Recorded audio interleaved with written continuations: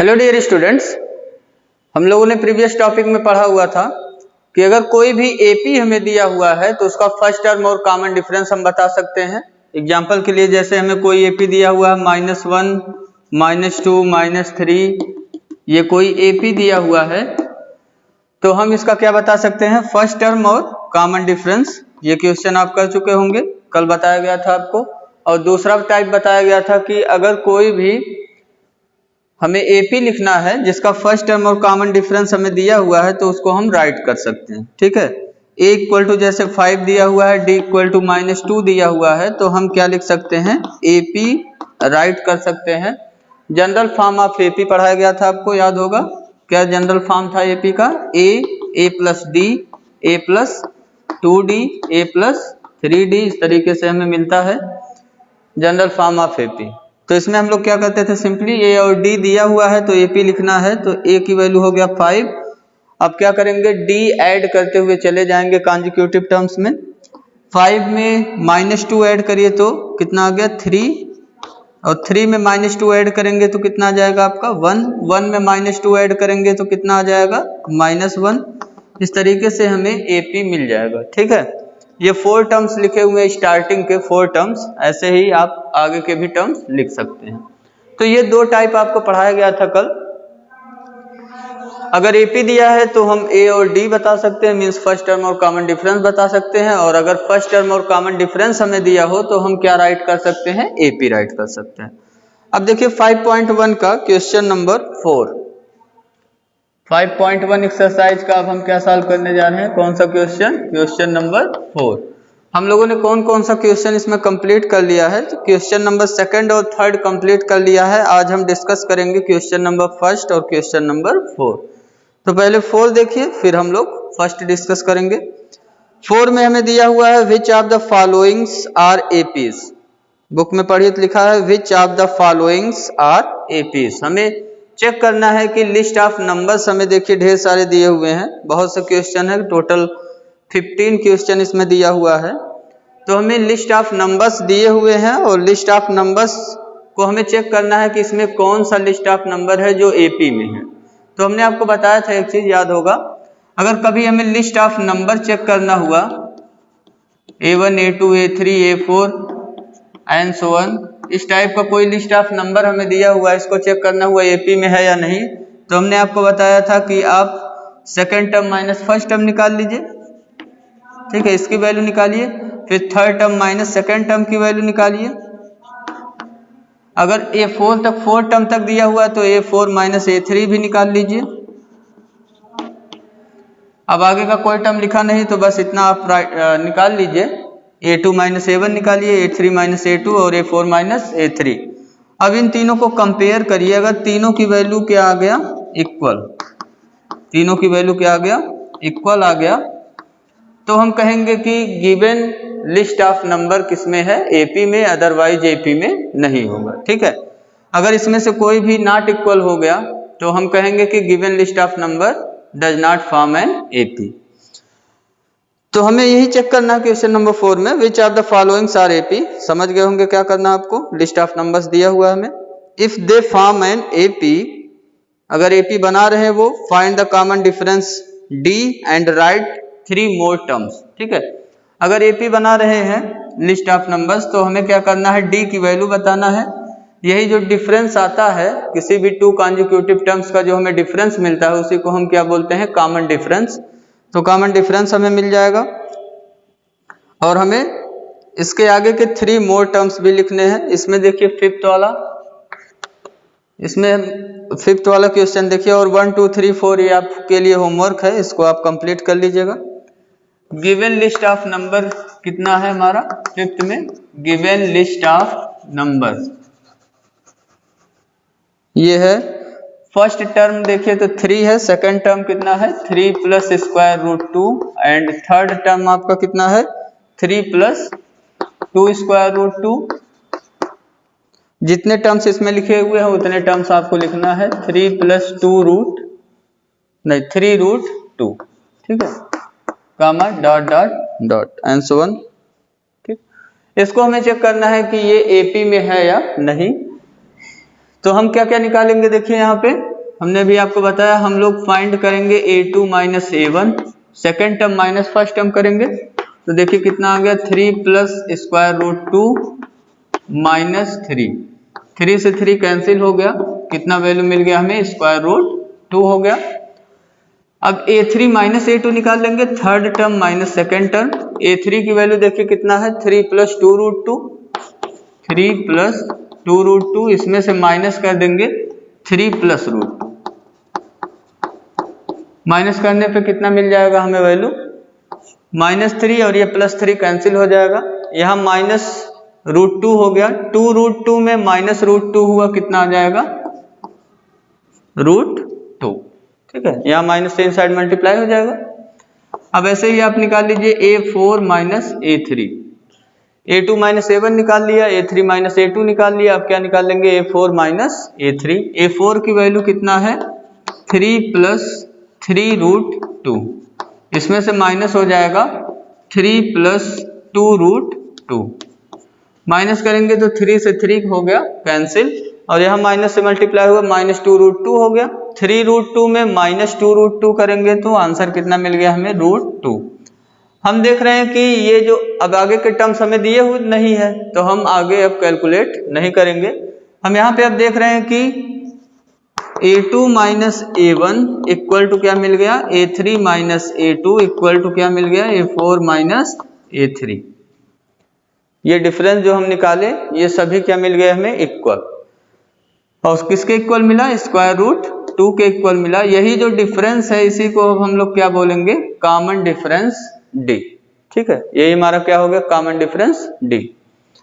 तो लिखेंगे since a2 minus a1, a3 minus a2, a4 minus a3 इन सब की वैल्यू इक्वल आ गया, therefore given list of numbers ये क्या बनाएगा फॉर्म एन AP। ये AP बना रहा है, और कॉमन डिफरेंस लिख दीजिए with common difference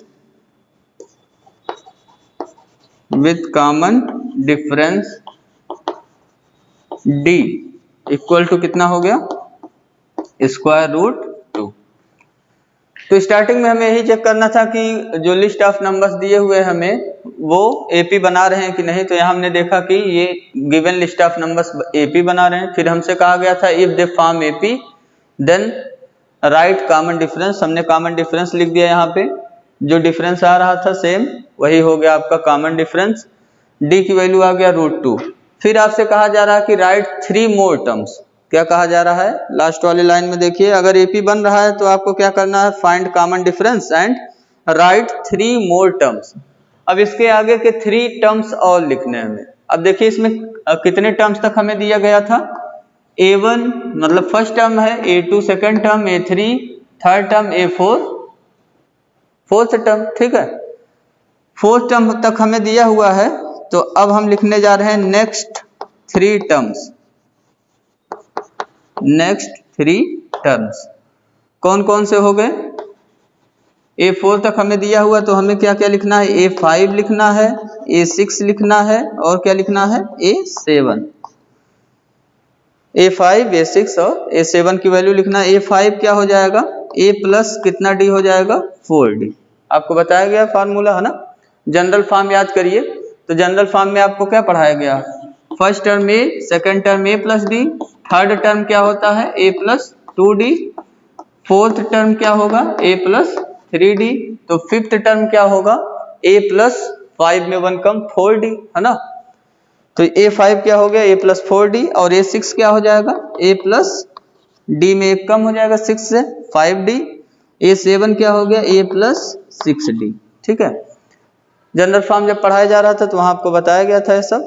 first term को A माना था हमने, second term A plus D हो गया था, third term A plus 2D हो गया था, इस टाइप से। तो जैसे A10 हमें लिखना है, ठीक है, A10 लिखना है 10th टर्म, तो क्या होगा A प्लस 9D। हमें यहाँ पे बताना है A5, A6 और A7 3 टर्म्स लिखने हैं इसके आगे के। तो A प्लस 4D हो गया, A की वैल्यू रख दीजिए। देखिए A की वैल्यू कितना है, फर्स्ट टर्म की वैल्यू 3 है, तो 3 प्लस 4, और D की वैल्यू कितना मिला square root 2।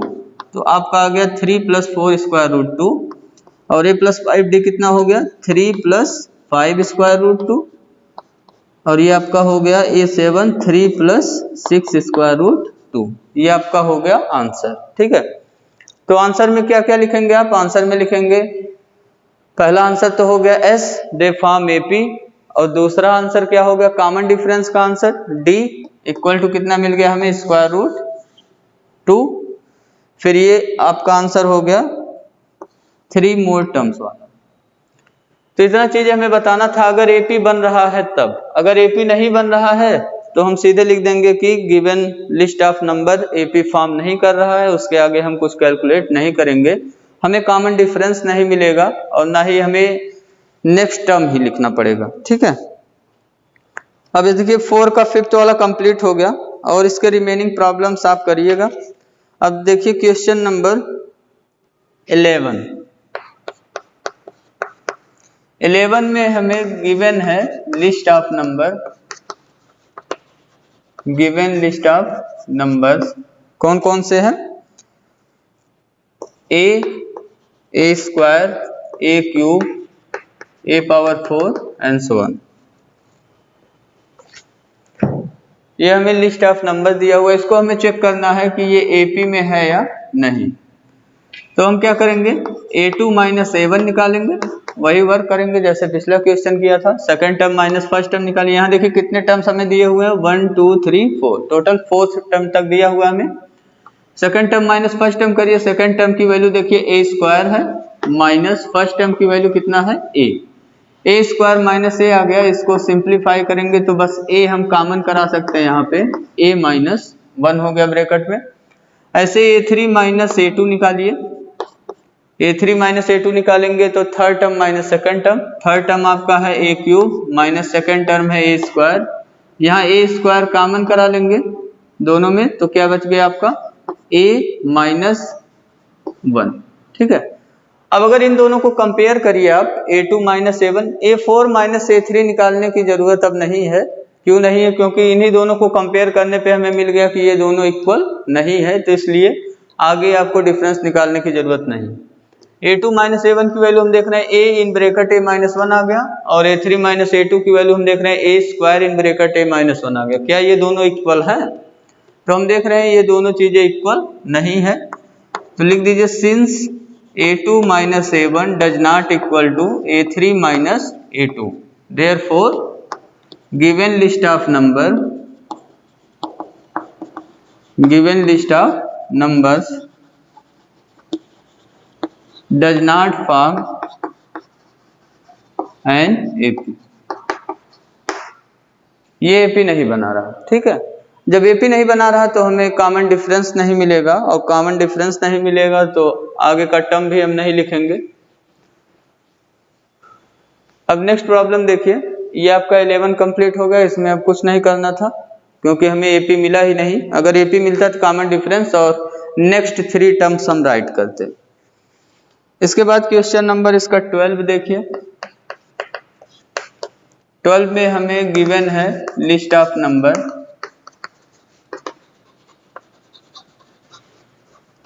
List of numbers हमें दिया हुआ है square root 2, square root 8, square root 18, square root 32 and so on.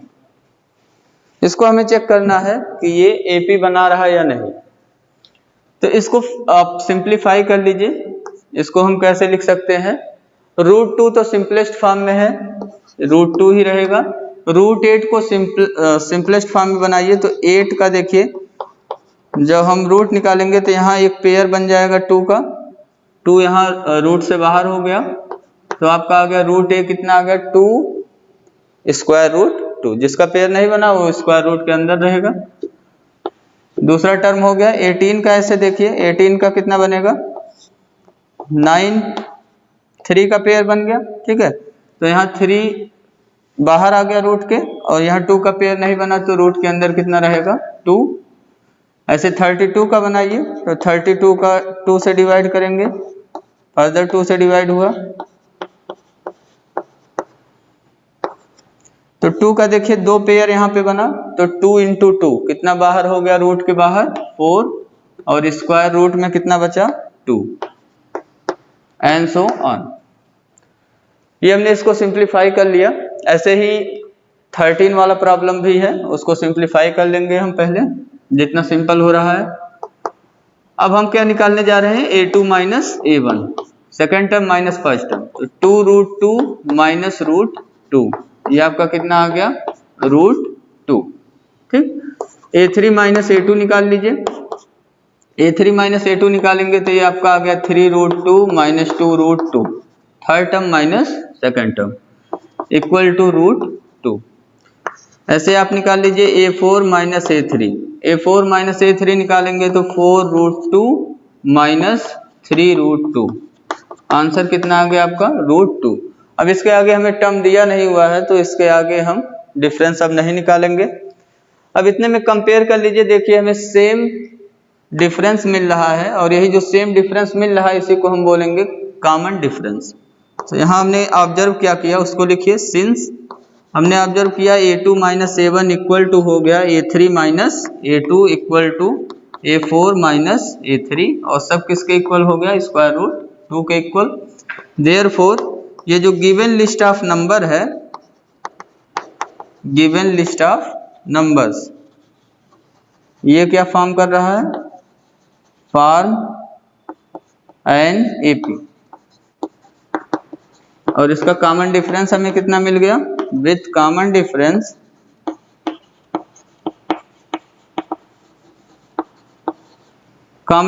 हमें मिल गया d की वैल्यू √2।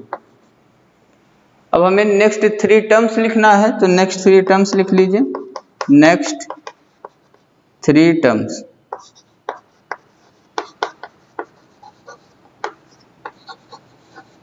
नेक्स्ट 3 टर्म्स कौन कौन से हो गए, देखिए a1 a2 a3 a4, a4 तक हमें दिया हुआ है तो a5 लिखना पड़ेगा, a6 लिखना पड़ेगा और a7, 3 टर्म लिखना हमें।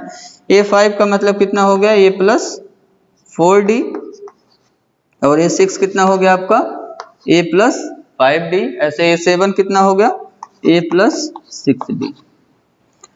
a प्लस 4d की वैल्यू लिख लीजिए। फर्स्ट टर्म देखिए कितना आपका, फर्स्ट टर्म है √2, तो ये आपका हो गया √2, या आप डायरेक्टली लिख सकते हैं इसको बिना फार्मूला लगाए। जैसे आप यहाँ पैटर्न समझ गए होंगे, √2 है, फिर 2√2 हो रहा, 3√2 हो रहा, 4√2 हो रहा, तो इसके आगे क्या होगा, 5√2, 6√2, 7√2। ठीक है, तो √2 प्लस 4d है तो 4d की वैल्यू √2 है, तो √2 में 4√2 ऐड हो गया, कितना हो गया, 5√2।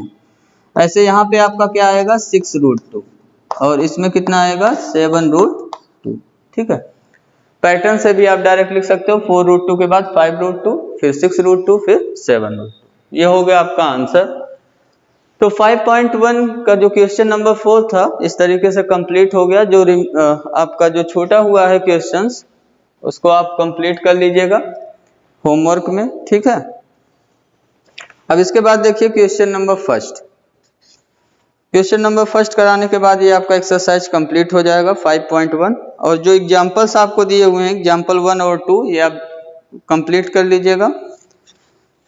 5.1 में क्वेश्चन नंबर फर्स्ट पढ़िए। क्वेश्चन नंबर फर्स्ट में हमें टोटल 4 पार्ट दिया हुआ है। क्वेश्चन पढ़िए 1 में, in which of the following situations does the list of numbers involved make an arithmetic progression.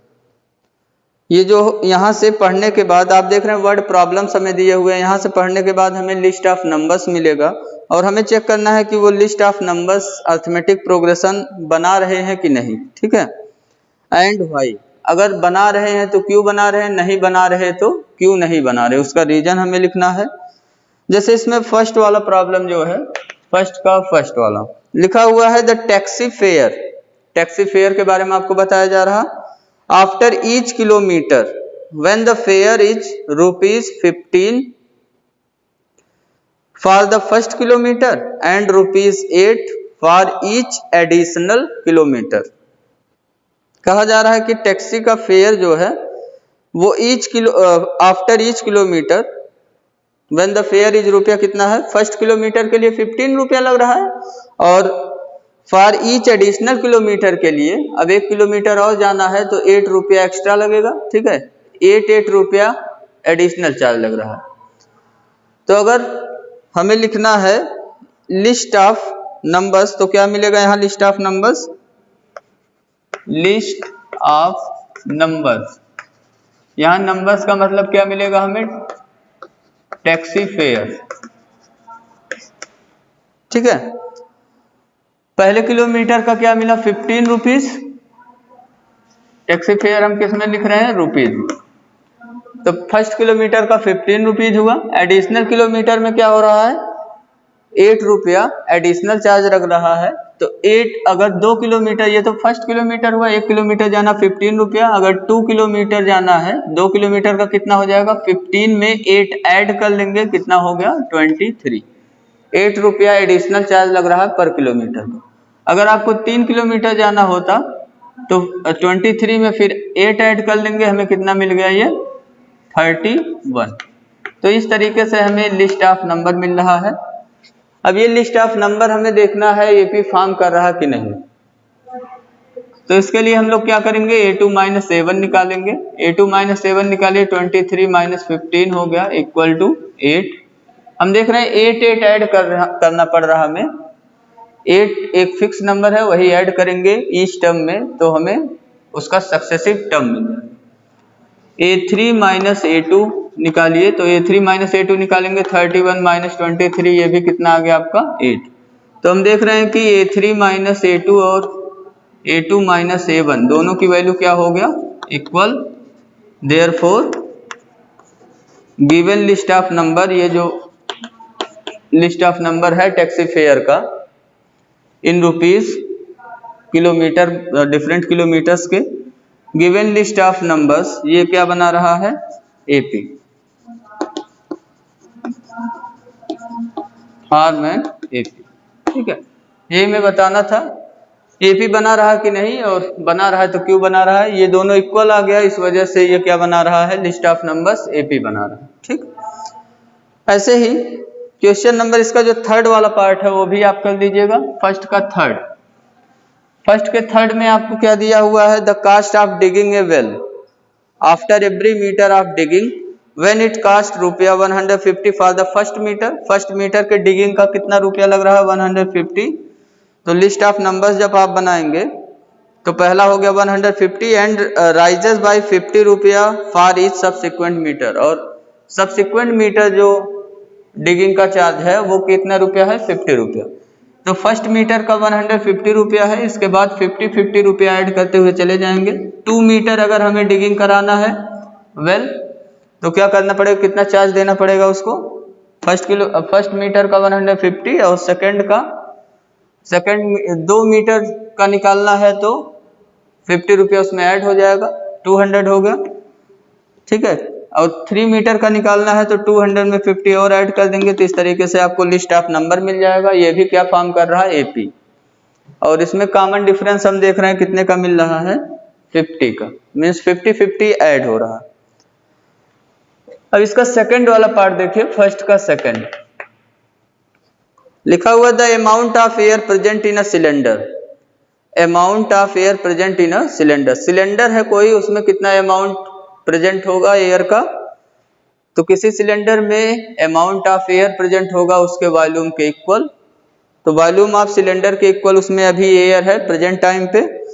When a vacuum pump removes 1/4 of the air remaining in the cylinder at a time. हमें किसका list करना है? List करना है amount of air present in a cylinder. तो starting में आप मान लीजिए let volume of cylinder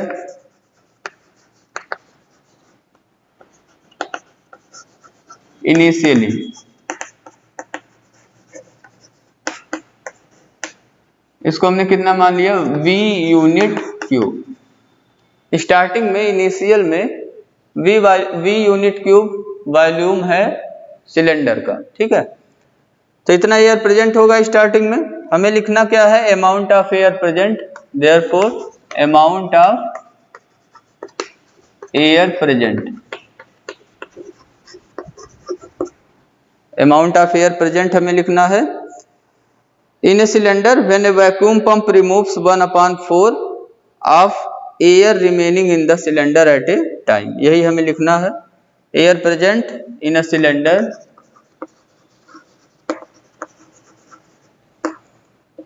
when a vacuum pump removes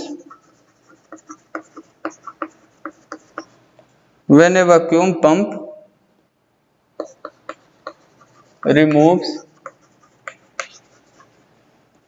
1/4 of the air remaining in the cylinder, 1/4 of the air remaining in the cylinder